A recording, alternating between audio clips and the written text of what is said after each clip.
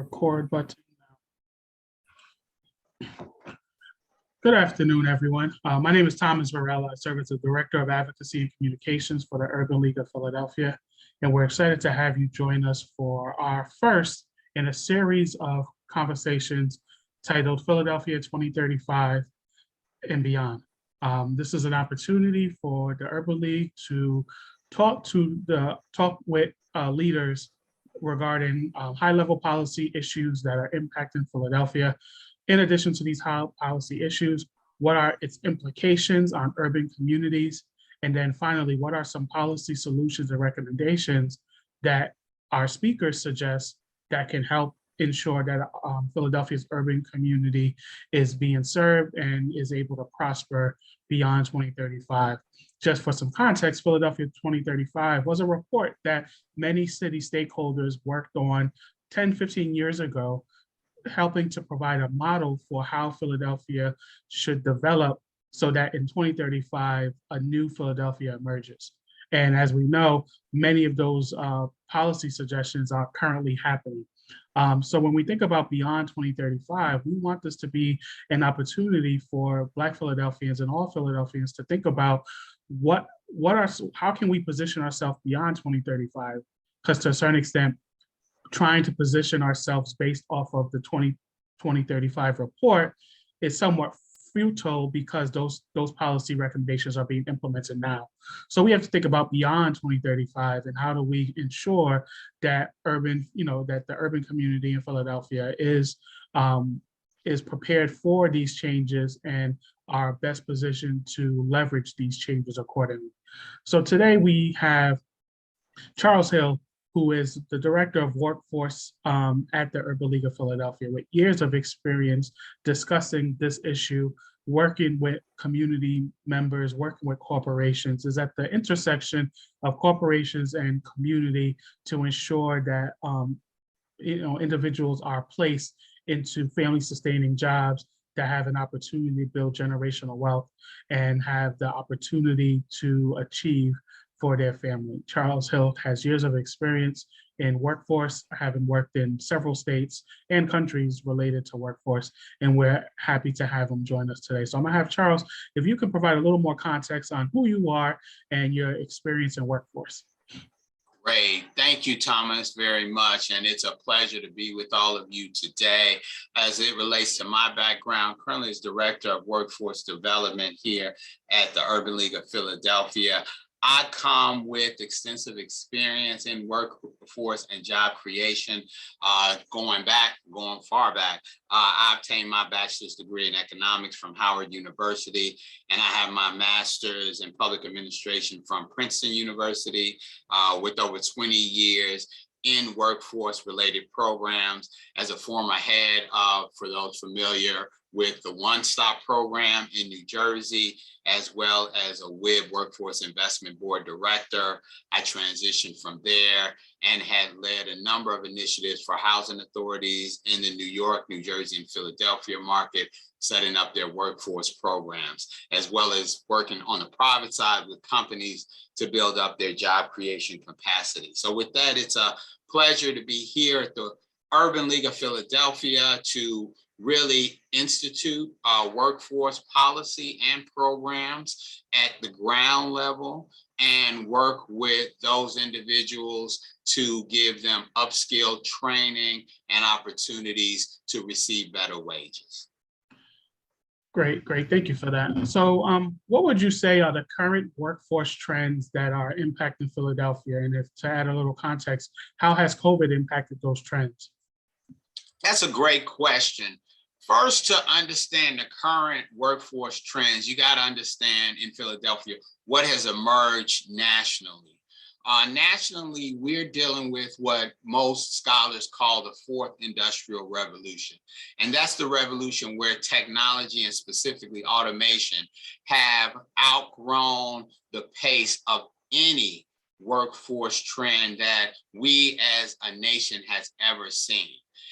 If you understand technology, historically, we think of technology as digital, right? Computers, hardware, software.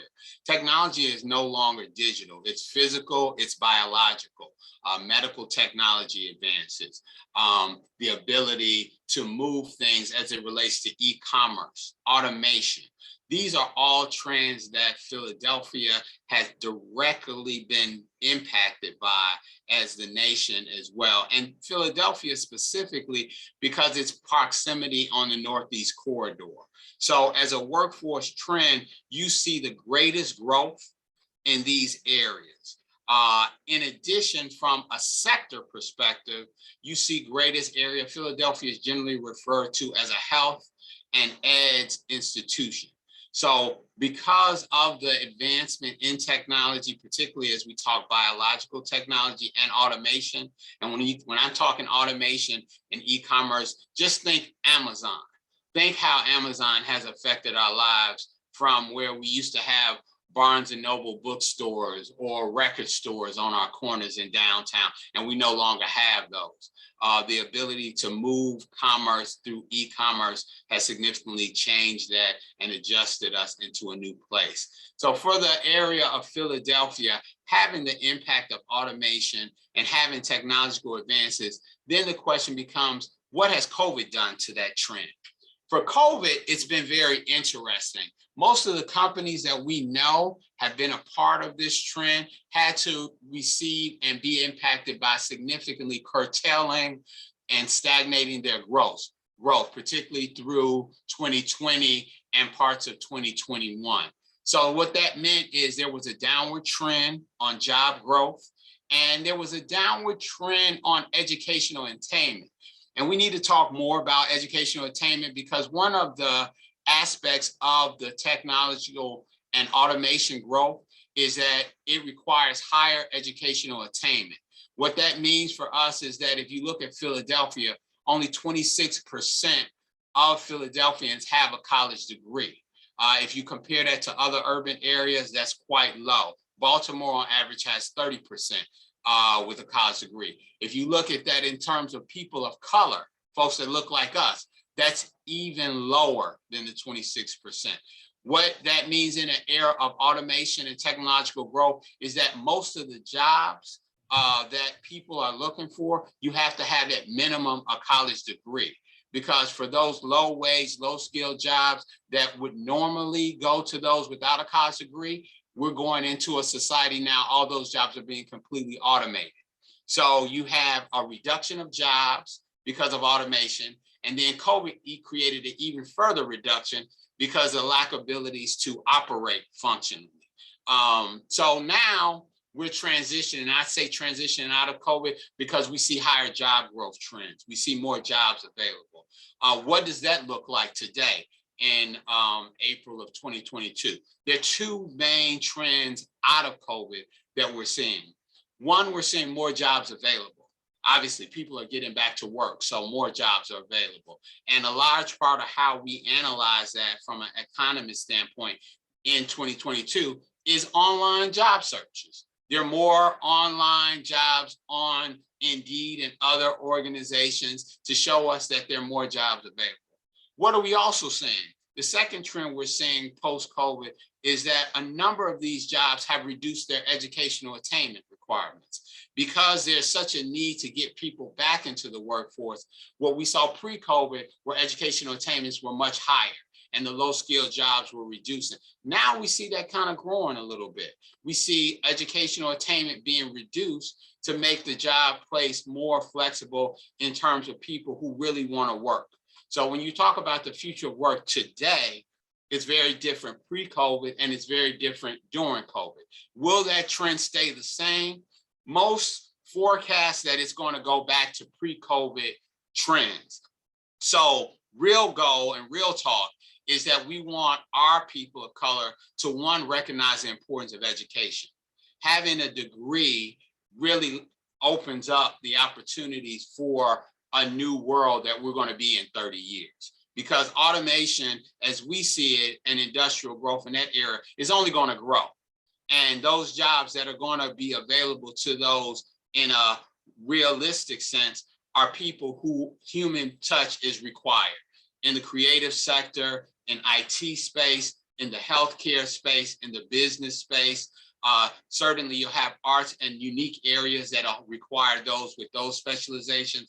But when you're thinking about low skill jobs without college degrees, unless they're very targeted in the vocation space like electrician, HVAC, and even in those spaces, you got to be careful because a number of these jobs are increasingly being automated.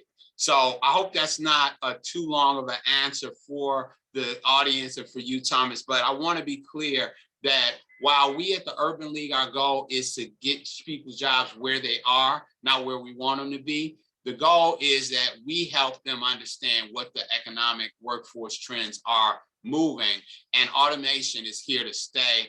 And we need to feel like we can get people beyond low skill jobs into medium skill and high skill wage opportunities. No, that's interesting because I think one of the things you highlight is the sense of like, what does the new low wage job look like? So I'll give you an example. Many folks are moving into like healthcare, nursing, and nursing careers because healthcare is becoming such a big industry.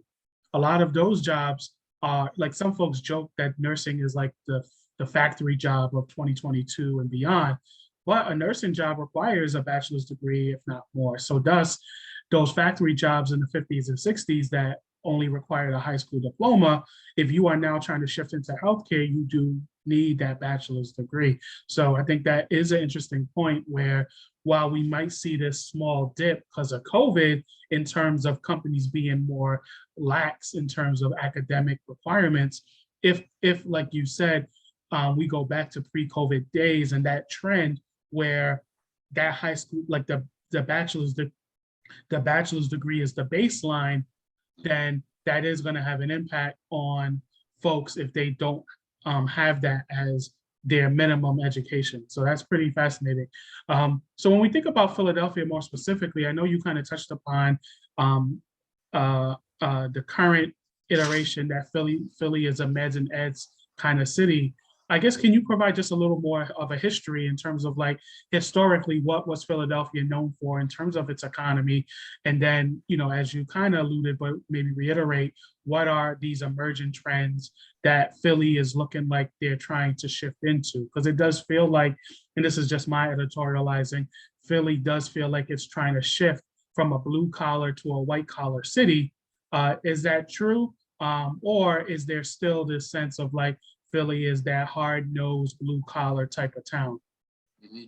You hit on it, and let's look historically at Philadelphia and figure out how we've evolved. If you think about the 1700s, Philadelphia had a booming merchant center and a port. It was a port city with industry around the port, what was coming in from the shipping side. And a large part of the 1800s, Philadelphia was considered what they call the workshop of the world. Now, if you go into the 1900s as manufacturing declined and textile industry moved to the South, then you had a replacement of the whole car automation industry. That's when Henry Ford assembly lines came into Philadelphia in the early 1900s.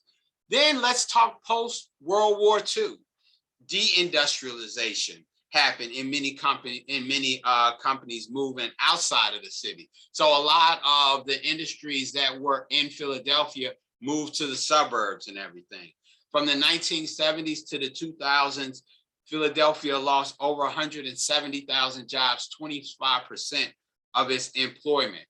And now you jump to the mid 2000s, former industrial areas in the city of Philadelphia are now becoming redevelopment areas. So now the city had enacted a new industrial zone because now you're attracting companies to the city that want to set up real estate firms or IT firms or firms that don't require manpower as much as brain power. And that becomes it. So, you know, pre-COVID, and, you know, it's fair to say 2020, 2019, the city had its highest numbers of jobs since 1990.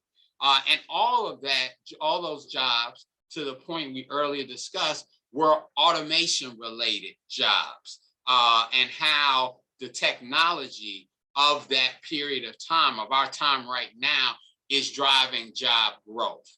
So that's Philadelphia in a nutshell. I mentioned, which is important, with only 26% of folks who have college degrees, it actually stands to reason that low-skilled wage workers are on the decline. And if you think about it in terms of automation, you have of those period, and you have a poverty line of 25%. 1 in 4 people in Philadelphia live below the poverty line. So if you think of, and you put all that together, you have a very, very vulnerable population of low-skilled workers in Philadelphia, emerging middle skill and high skill jobs that have been, if you want to call it, COVID resistant, because they've all stood the test of time and been able to function in a Philadelphia that's lost growth. Now, look at Philadelphia from a growth standpoint in terms of number of jobs, and this is just across the board number of jobs. The largest growth you still have is in food preparation and the food sector, the service industry. And that's just virtue of the number of restaurants, the number of food opportunities. After that, the largest growth in Philadelphia is in the healthcare. And by healthcare, we mean nurses, we mean personal care aides, and home health aides. It goes to your point, Thomas, that even though people see nursing and healthcare as an entry point, it really isn't in the new world we live in. You're going to require a bachelor's degree. You're going to require upskill training. So you just can't walk into a hospital and say, I want to be a nurse. You're competing with folks that have those degrees. Not to say there aren't a lot of jobs available, because once you have that degree or that training, the world opens up for you in Philadelphia in terms of the number of jobs available, as well as your ability to get higher paying jobs, because there's a lot of competition right now among hospitals. And then after that, you go into the IT space, cybersecurity, IT help desk. So all these are credential-based and not necessarily bachelor degrees all the time, but they're credential-based jobs that you're going to have a specific training for and you see growth in. So those are kind of the growing areas in Philadelphia. That's kind of where we are versus where we've come. And yeah, we're no longer a blue-collar city. Philadelphia is highly, highly, highly a white-collar town. And for those blue-collar jobs that are available, I would surmise that they're in the vocational trades, carpentry, electrician, and others. And those jobs are on the decline as well. They're not growing at the pace we've seen them historically. That's interesting, that manpower versus brain power. I think that's something that we'll definitely have to borrow and emphasize, because that's a nice, easy way to kind of think about what jobs will look like in the future. And once again, as always, we know with Philadelphia and many of the construction trades and the labor unions and things like that, they require they have certain requirements to even enter into those trades, which does mean you got to take a test, you got to have certain academic credentialing and things like that. So even for folks that do have aspirations to stay in like blue collar labor positions that can be very lucrative, sometimes the barrier to entry is still too high, and it prevents people from entering that. So I guess knowing the work that you do to help provide skills for entry level, middle careers and high level, as you think about, and I know you've already discussed this, but as you think about these new careers, whether it's the bio life sciences, the meds and eds, in other industries, what are the skills that you feel like Philadelphians need to make sure that they have in order to position or pivot into those careers, right? Because one of the things we are seeing is this pivot where folks are not staying the same role. COVID has made them rethink about what does career look like for them.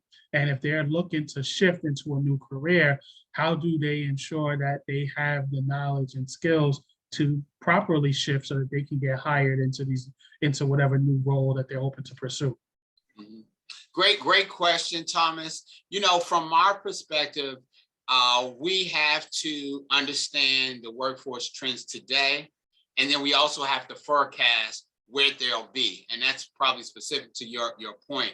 But in terms of today, if someone came to me at this moment and they were looking for a job and they did not have the educational background to best take advantages of the workforce trends tomorrow, I would be very emphatic about them looking at options, and this is entry level, looking at options in the warehouse arena, because right now our biggest growth in warehouses in e-commerce and automation. Even to run automation, you need sometimes a human being behind it.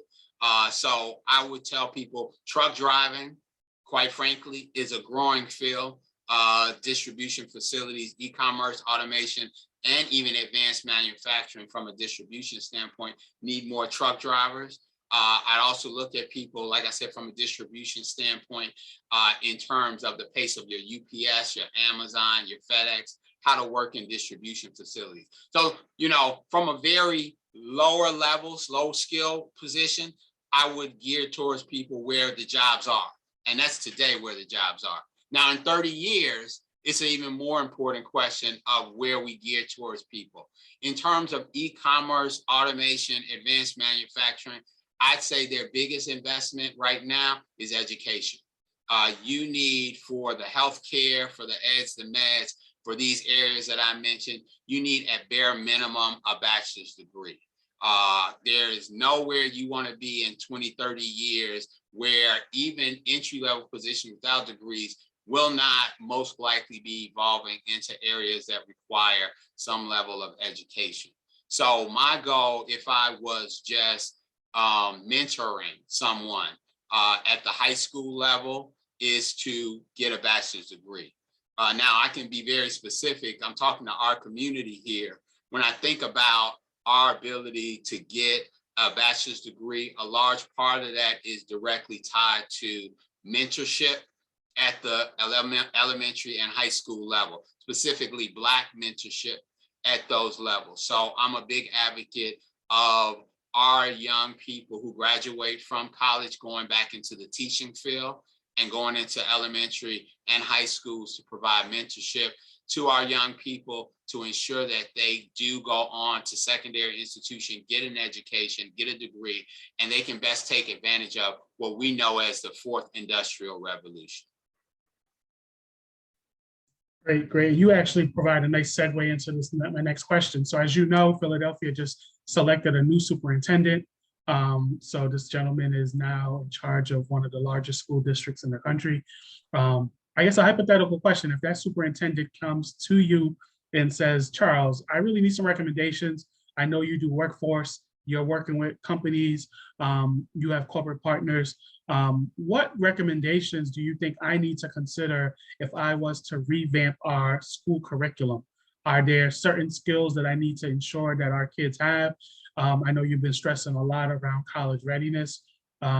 Is that how do we try to address that? We already know, unfortunately, because of the way our schools are funded, Pennsylvania is shortchanged in thousands of dollars per student in terms of the state share that's allocated at a state level, which does create inequities that we currently exist. And that's some of the work that the Urban League currently fights for with our work with the PA School Works Coalition.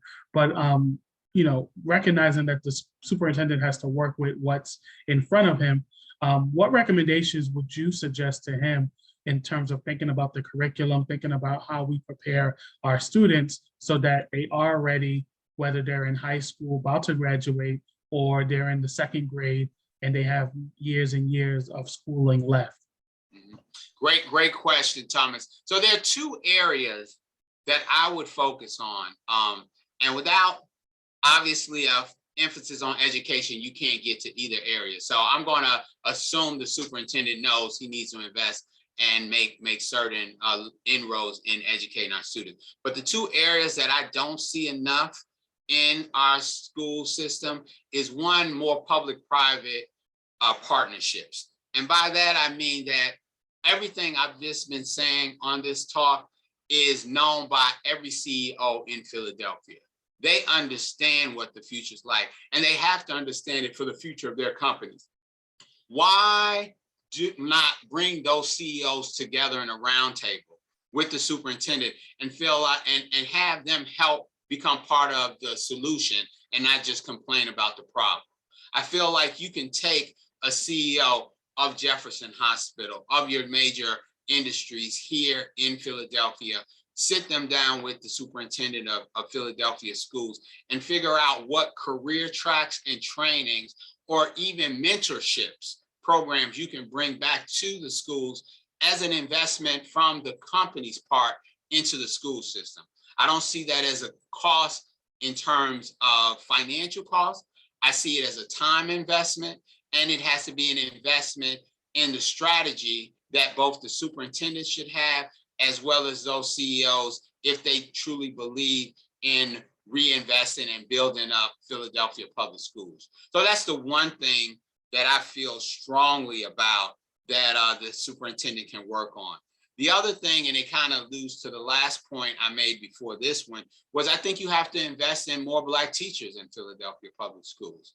I think it should be nonprofits and community organizers that are railing the lack and depth of investment in Black teachers. I think that has to be a concerted effort at the top of Philadelphia public schools, because from a data point perspective, it's already been shown that there's a direct correlation between a Black person as a teacher and the ability of that individual having that teaching and going on to college. There's a direct correlation, and it's in the data.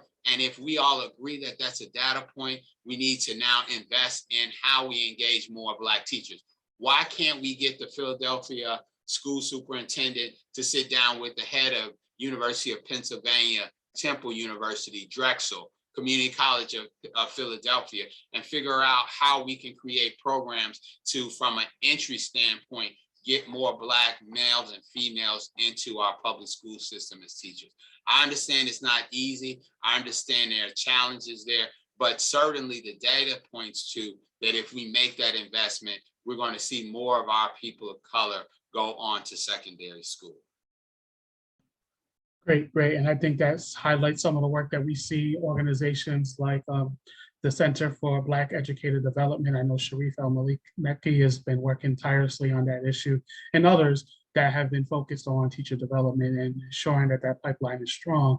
Because to your point, there's research that talks about that informal mentorship, right? Like to a certain extent, you think, you know, you have to identify someone specifically to be a mentor, but teachers serve as mentors just in their day-to-day interaction. Even though we're giving them the title of teacher, they do serve as that mentor that many kids, and in some cases, these teachers are interacting with our kids, you know, to like a large number, like, you know, outside of our parents, these teachers are in front of our kids much more than other audiences. So ensuring that the teachers reflect the population is critical, because they are shaping the future of our children. So making sure that they can see people that look like them is important.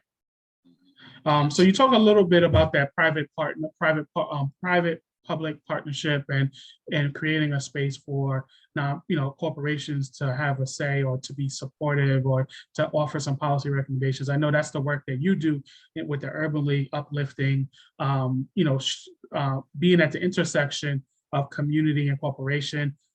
You know, I want you to talk a little bit about some of the work that you do, some of the new programs that you guys have.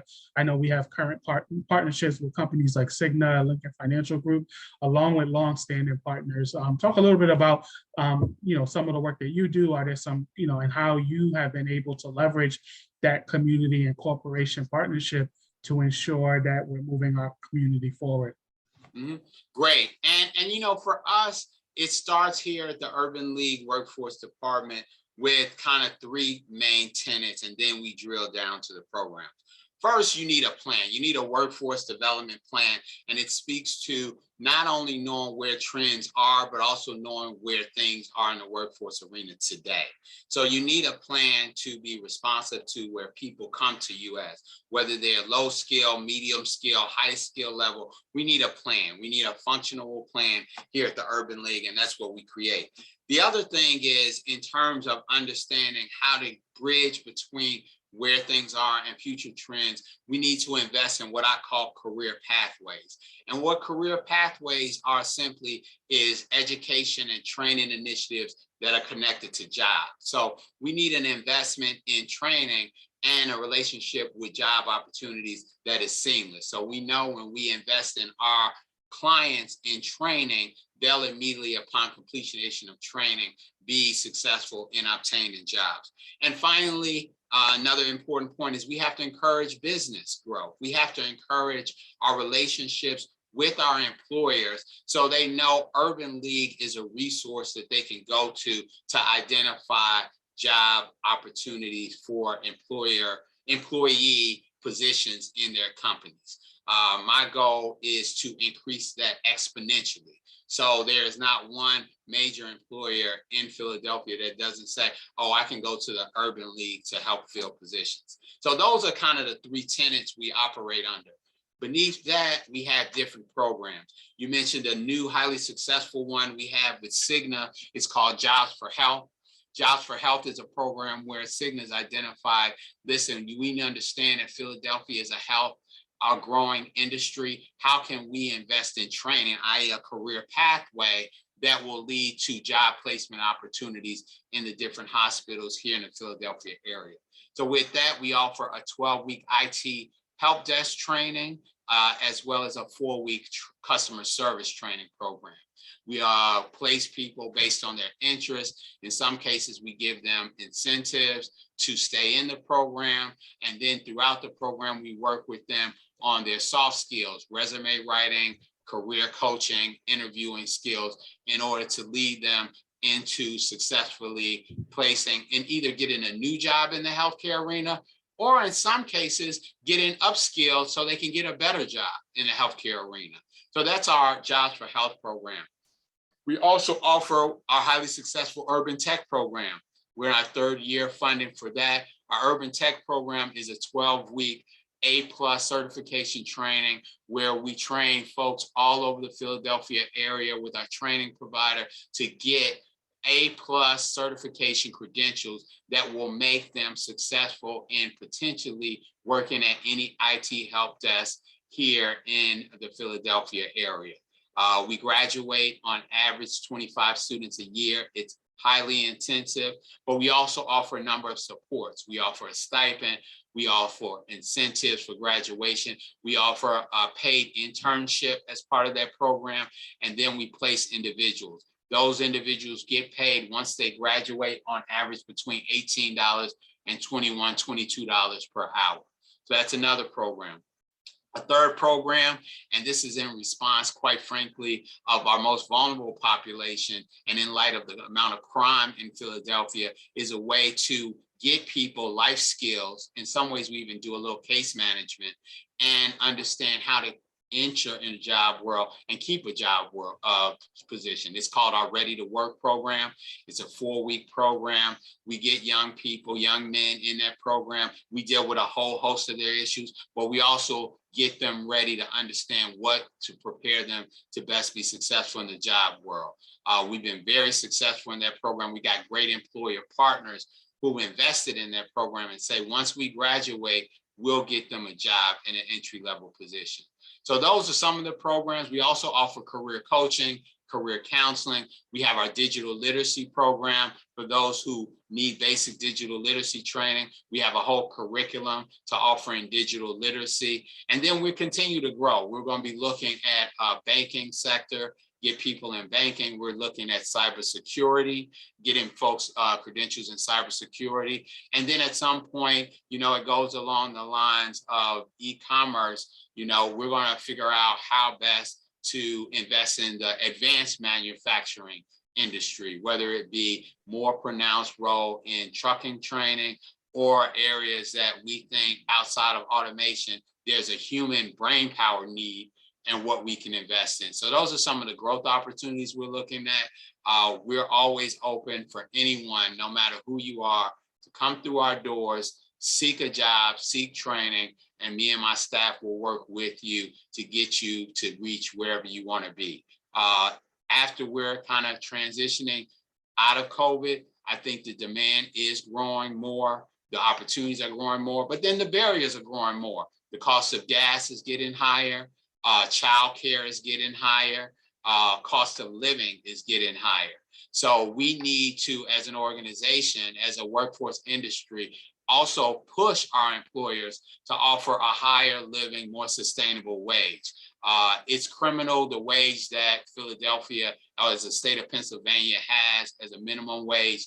And our goal here at the Urban League as an advocate is to advocate for a higher paying wage. So while we're working on behalf of individuals looking for jobs, we're also advocating on their behalf to get and obtain wages that can help them live in a new Philadelphia as the cost of living is going up.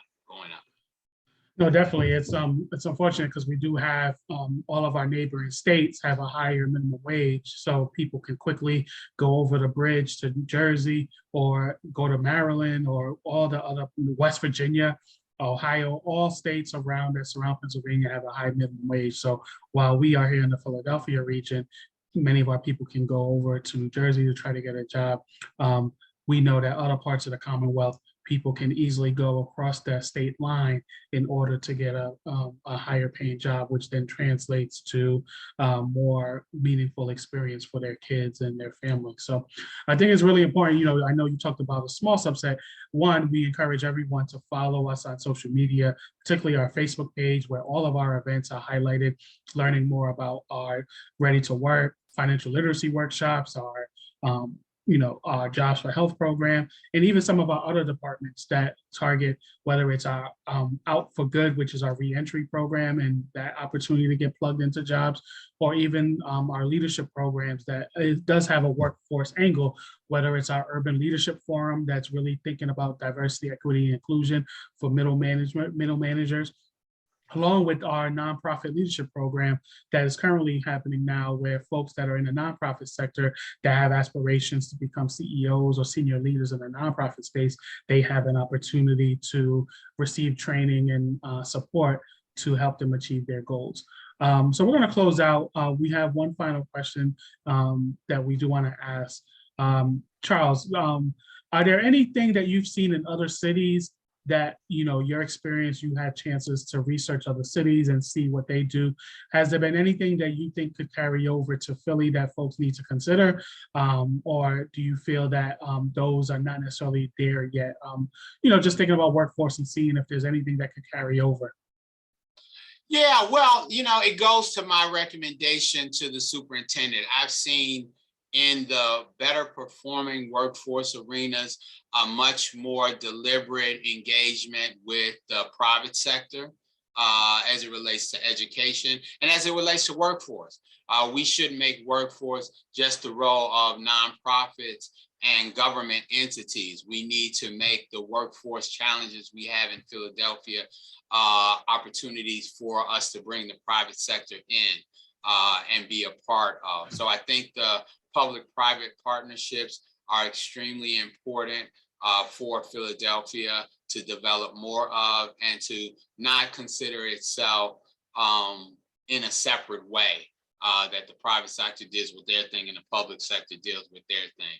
So we got to encourage that. We also obviously, from a strategic standpoint, need to look more closely at our people of color and look more at the reasons of some of the challenges we have in our communities. And by that, I'm specifically meaning challenges of crime. And we shouldn't look at public safety as just more police presence.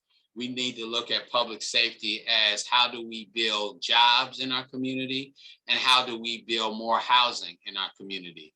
The two key indicators of removing yourself out of poverty are jobs and housing. And so what are we doing from that perspective of a public safety approach in order to rebuild our communities? So those are some areas that I think, and I'm not saying every other area, every other part of the country is doing it better, but I think those are areas that Philadelphia could do better if we looked at best cases around the country or brought some thoughtful people into the conversation who knew how to build that kind of structure. Because sometimes the challenge with workforce here in Philadelphia and in other places is you only look at workforce as jobs. And if you only think of it as, oh, I got to find this person a job, then you're going to be very micro in terms of your impact in this sector.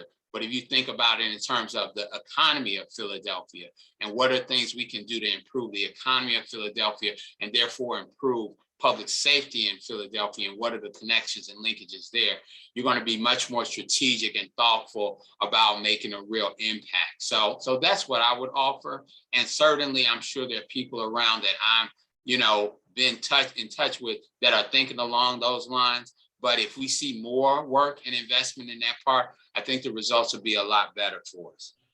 No, definitely. And I think it's important. And I think you highlight the role of the Urban League when we think holistically about addressing these issues. We have a workforce department, we have a housing department, we have a health department.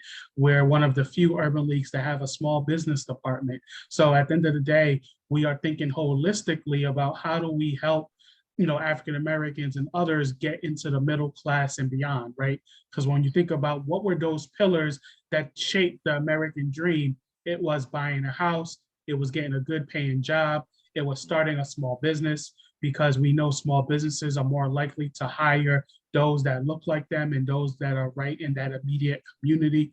And it was being able to provide an opportunity for their kid to go to college or to achieve a good sustaining job. So once again, I think that speaks to the work of the Urban League, is holistically being able to identify what are those pillars that speak to the American dream, and how do we ensure that African Americans have the opportunity to achieve that dream. So we want to thank you, Charles, for giving us a little bit of your time to talk about your experience about workforce and how we as Philadelphians can prepare, how can Philadelphians prepare for the future of work, and more importantly, prepare for future careers so that they are on the pursuit towards generational wealth for themselves and their families. So Charles, if you could close out with, how can people stay in touch with you? If folks wanted to make an appointment with one of your workforce counselors, what would be the best way to do that?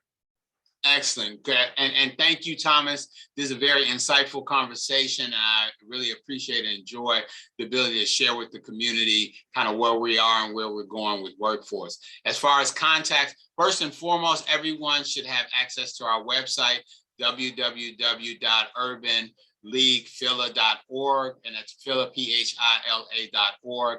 That has a listing of all our departments in the Urban League of Philadelphia, as well as our workforce department and all the different programs we offer as well. To contact me directly, please feel free to reach out to me via email. My email address is chill. It's my first initial and my last name, CHILL, @urbanleaguephila.org.